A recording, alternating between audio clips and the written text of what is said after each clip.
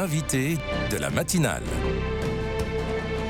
KTO Radio. Mardi 4 février, journée internationale de la fraternité humaine. Notre invité est professeur de théologie dogmatique et doyen du pôle théologie et sciences religieuses à l'Université catholique de Lyon. Michel Younes, bonjour. Bonjour. Merci d'être avec nous. Si on vous reçoit, c'est pour parler du sens de cette fraternité humaine, mais aussi parce que vous avez été nommé par Léon XIV le 19 janvier dernier consulteur au dicaster pour le dialogue interreligieux, parmi 18 autres consulteurs nommés en même temps que vous, Michel Younes. Qu'est-ce que le Saint-Père, tout d'abord, attend de vous? Parlez-nous un peu de cette nomination. Vous voulez la vérité? Bien sûr. C'est vrai qu'on reçoit la nomination, on m'a dit c'est comme pour les cardinaux, on ne les consulte pas à l'avance, on reçoit cette nomination et puis c'est vrai qu'on découvre par la suite la tâche. Alors, pour tout vous dire, il est évident que le Saint-Siège, il mène ses enquêtes pour voir qui va demander comme consulteur, oui. Et sans doute les travaux antérieurs, mes travaux, l'investissement dans ce domaine, c'est ce qui a guidé le Saint-Père à me nommer consulteur au dicaster pour le dialogue interreligieux. Et c'est une tâche que je reçois avec beaucoup d'humilité et d'honneur. Et parlez-nous de cette tâche et des compétences du dicaster. Le dicaster, pour les auditeurs, peut-être il faut le rappeler, c'est l'équivalent d'un ministère. Voilà, oui. C'est le terme qui définit l'organisation vaticane pour s'occuper des sujets particuliers. Là, il s'agit du dialogue interreligieux. C'est important parce que c'est un dicaster, je dirais, relativement récent. Il a commencé avec dénomination le secrétariat pour les relations avec les non-chrétiens.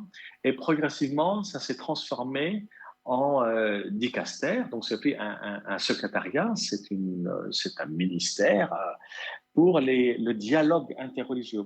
Et dans ce passage, il y a quelque chose d'intéressant et qui rejoint mes travaux et mon investissement.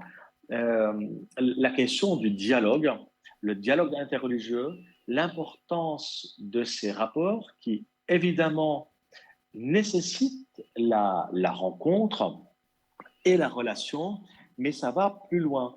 Le dialogue interreligieux, depuis le pape Paul VI et son encyclique Ecclesiam Suam, a mis au cœur de la mission de l'Église le dialogue en montrant à quel point elle s'inscrit dans la foi chrétienne, en un Dieu qui se fait parole et qui se fait conversation avec le monde. Et ça dit quelque chose du changement que nous vivons aujourd'hui à l'échelle planétaire, et puis de l'importance de remettre de la parole, de remettre du lien, de remettre du dialogue, là où il y a très souvent une logique de refus, séparation, rejet. Et donc remettre également de cette fameuse fraternité humaine au cœur de cette journée internationale. Si on parle de ce dicaster aussi, c'est parce qu'il y a un document très important qui a été publié en 2019, le document sur la fraternité humaine pour la paix mondiale et la coexistence commune, qui a été signé par le pape François et le grand imam de la mosquée d'Al-Azhar, le cher Ahmad Al-Tayeb. C'est le haut lieu d'ailleurs de l'islam sunnite. Ce document signé en 2019 à Abu Dhabi. Le dicaster pour le dialogue interreligieux a pris une nouvelle dimension avec la signature de ce document?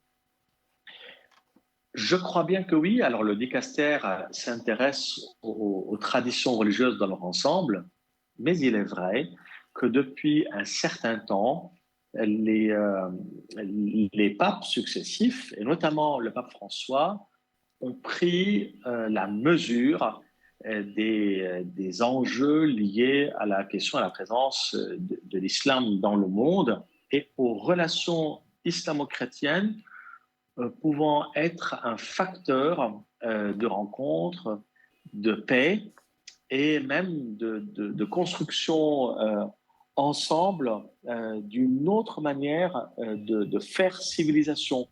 Et depuis quelques années, et le travail du dicaster pour le dialogue interreligieux a été fondamental dans la préparation et l'établissement de cette déclaration Euh, Vous pouvez nous dire ce qu'elle contient et sa visée?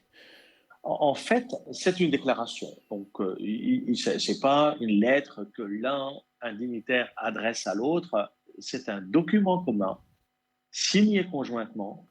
Et pour la première fois, un pape de l'Église catholique, avec je dirais, haut dignitaire représentatif d'une bonne partie des sunnites dans le monde, écrivent avec un nous qui les engage conjointement. Et ce nous va aller jusqu'à dire, au nom de la foi en un Dieu créateur, nous devons respecter l'humain et donner un certain nombre de considérations pour qu'on puisse bâtir ensemble un espace où il est possible de vivre en commun, de construire une citoyenneté, de sortir des logiques de force. Et ça, c'est vraiment, ça augure une autre manière de se retrouver en frères en humanité. Et c'est là toute je dirais, son importance. La question de la fraternité n'est pas nouvelle. Quand on regarde le Concile Vatican II et la déclaration Nostra Aetate, qui est cette déclaration qui parle des relations entre l'Église catholique et les religions non chrétiennes, au paragraphe 5, on parle déjà de la fraternité. Sauf que ce document a été adressé par les chrétiens, aux chrétiens et aux autres. La déclaration d'Abu Dhabi, c'est un document qui est co-signé. Donc, c'est les deux qui s'engagent conjointement à alerter, à prendre conscience, à faire prendre conscience l'importance de la fraternité humaine qui est si fragile et si nécessaire. Et on peut dire que c'est ce document qui a aussi inspiré cette journée internationale de la fraternité humaine qu'on célèbre aujourd'hui? C'est directement un inspirateur de cette journée que l'UNESCO a décrétée pour la fraternité humaine, parce que le document appelle à une fraternité universelle. La fraternité, c'est un bien commun et dont on doit prendre soin et relayer cela au niveau de l'UNESCO montre à quel point, bien sûr, il y a un enracinement religieux, mais il y a également un bien culturel nécessaire. L'humain a besoin de prendre soin de l'humain. Et ça, c'est la condition fondamentale pour qu'on puisse sortir aussi des rapports de force, des rapports de guerre, des rapports d'exclusion et de rejet. Et je pourrais vous dire en quelques mots aussi l'intérêt de la rencontre, parce que je ne sais pas si les auditeurs ont à l'esprit comment la déclaration est née d'une forme de rencontre qui est devenue fraternelle et amicale. Et le pape François, quelque temps plus tard, va rédiger l'encyclique Fratelli Tutti en s'inspirant directement de cette déclaration. Et on voit comment le 4 février est devenu une date symbolique pour l'Église catholique dans le prolongement de cette tous frères, mais tous frères n'est pas uniquement lié à la fraternité, je dirais, religieuse, qui est nécessaire et importante, mais qui ouvre à la dimension universelle. Et c'est devenu important dans le cadre de l'UNESCO, et c'est heureux qu'un jour comme aujourd'hui soit commémoré régulièrement par l'UNESCO parce que c'est un bien commun. Qu'est-ce que l'on doit entendre par le terme de dialogue? On l'a utilisé plusieurs fois, c'est le nom même qui est accolé à ce dicaster. Quand on parle de dialogue interreligieux, qu'est-ce qu'un véritable dialogue, un véritable dialogue, un dialogue porteur de sens? Alors, il est vrai que le dialogue, même la notion du dialogue est devenue presque galvaudée et l'expression devenue un fourre-tout. On ne sait plus ce qu'on met derrière. Ce que je pourrais retenir et pour clarifier les enjeux derrière, c'est que le dialogue n'est pas une espèce de mise en commun d'un dénominateur où on va mettre de côté ce qui est différent. Non, c'est pas ça le dialogue. Le dialogue, au contraire, c'est parce qu'on est différent. Le dialogue, c'est au contraire parce que ça nécessite d'écouter l'autre pour comprendre son point de vue et même l'interpeller sur son point de vue. Donc, du coup, le dialogue est pour moi un lieu d'apprentissage de l'autre et de soi par l'autre. Donc, c'est un va-et-vient. C'est pas une série de monologues, hein.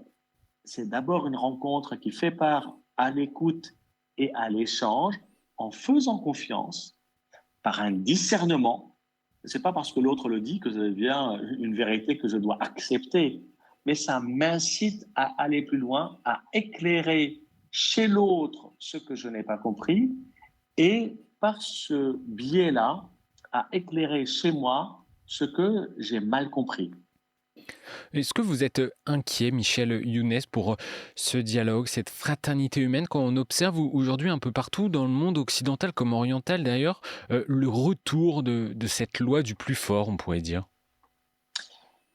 Il est vrai qu'à l'échelle mondiale aujourd'hui, même sur le plan géopolitique, les voix qui se font entendre très souvent invoquent la force, invoquent l'autoritarisme pour dire à quel point il faut suivre leur conception. Et c'est ça qui est inquiétant. C'est on est en train de vivre un tournant où à nouveau la question de la force prime sur le dialogue. Le dialogue dans le sens où je prends en compte la perception et l'avis de l'autre. On entre à nouveau dans un jeu de rapport de force et le plus fort qui veut faire entendre sa loi par rapport et l'imposer au plus faible. Et malheureusement, on a connu ça dans l'histoire. Et deuxième lieu d'observation qui peut être inquiétant, c'est dans un contexte où la loi de l'autorité se fait entendre. Et puis, on a tellement été loin dans la volonté d'effacer les différences. Donc, les repères, on n'a plus de repères. On voit émerger une forme de retour à une crispation identitaire qui peut s'habiller par le religieux, le culturel, le national, le politique. Et là aussi, on est dans une forme de suffisance. Le plus grand danger au dialogue actuellement, c'est cette logique de suffisance. Et, On se suffit à ce qu'on a comme idée de soi et de l'autre. et en deux mots pour conclure, Michel Younes, par quoi passe ce retour du dialogue et de cette reconnaissance mutuelle entre les cultures et entre les différences?